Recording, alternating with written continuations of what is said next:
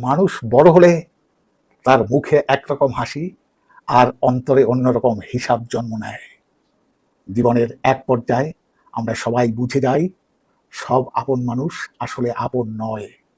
কিছু মানুষ আছে যারা শুধু নিজের প্রয়োজনের সময় আমাদের খোঁজ নেয়, কথা বলে, ভালোবাসার ভান করে।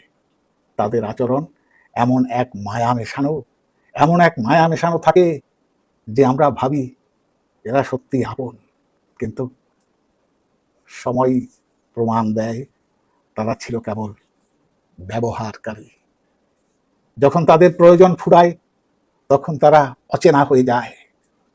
ফোনে সাড়া মেলে না, দেখা হলে চোখ ফিরিয়ে দেয়।